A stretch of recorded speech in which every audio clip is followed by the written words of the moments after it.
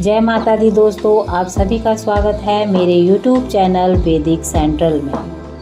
आज नवरात्रि का 5वां दिन है। आप सभी को नवरात्रि के 5वें दिन की हार्दिक शुभकामनाएं।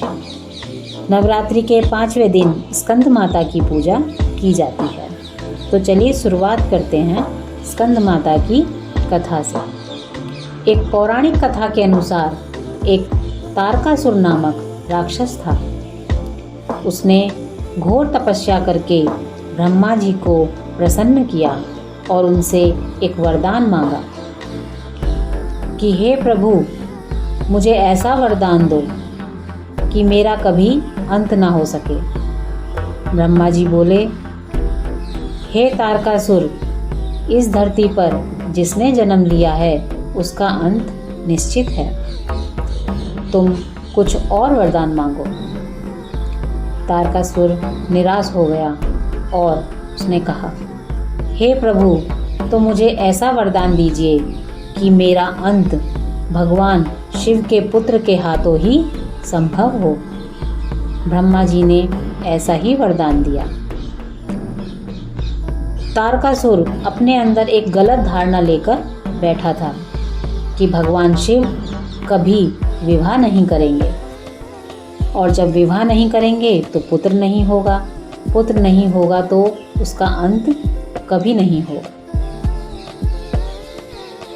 उसने चारों तरफ अपना आतंक फैला दिया। देवता, ऋषि मुनि सब उसके आतंक से परेशान थे।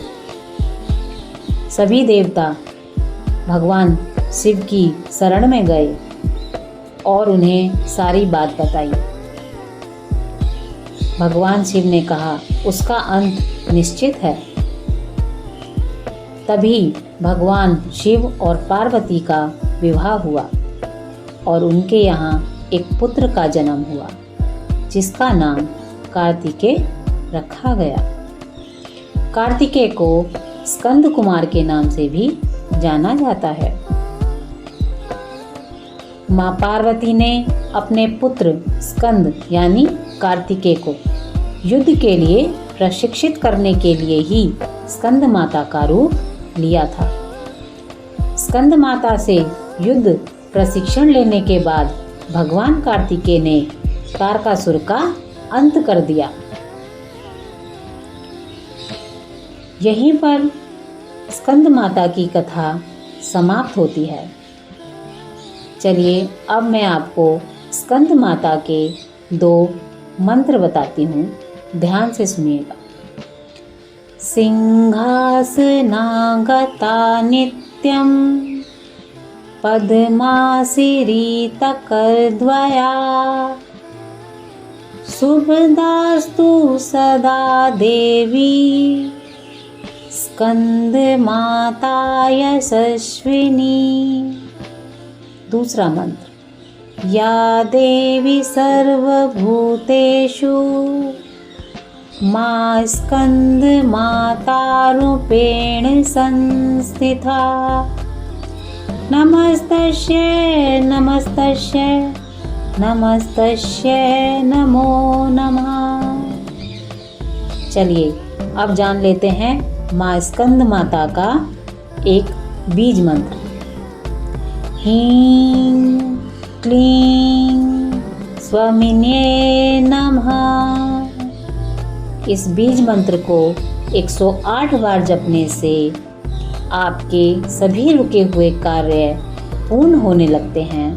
संतान से संबंधित समस्त समस्याओं का निवारण होता है।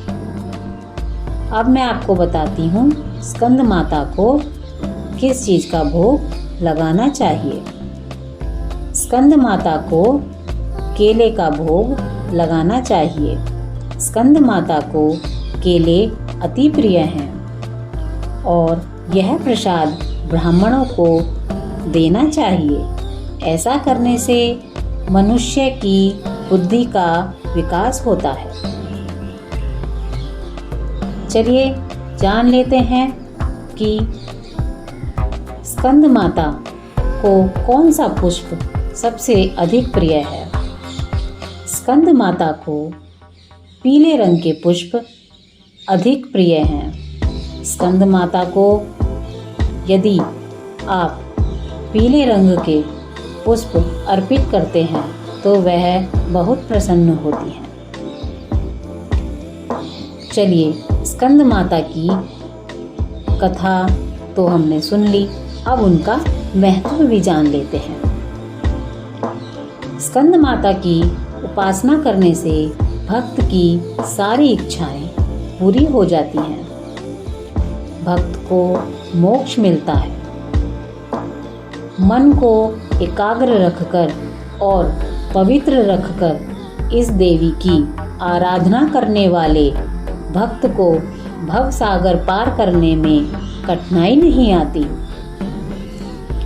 उनकी पूजा से मोक्ष का मार्ग सुलभ होता है।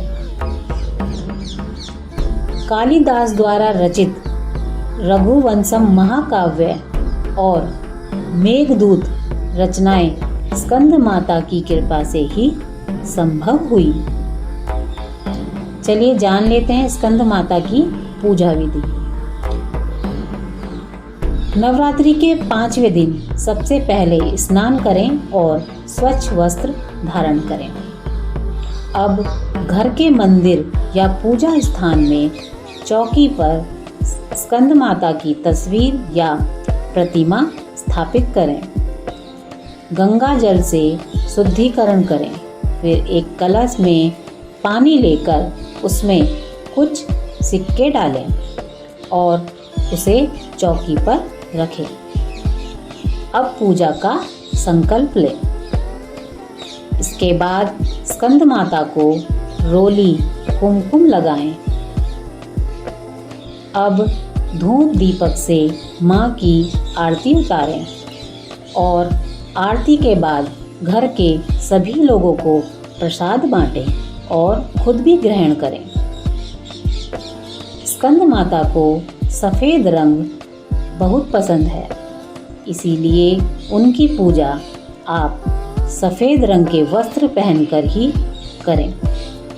माँ बहुत प्रसन्न होती हैं। माँ की सवारी भी सिंह है।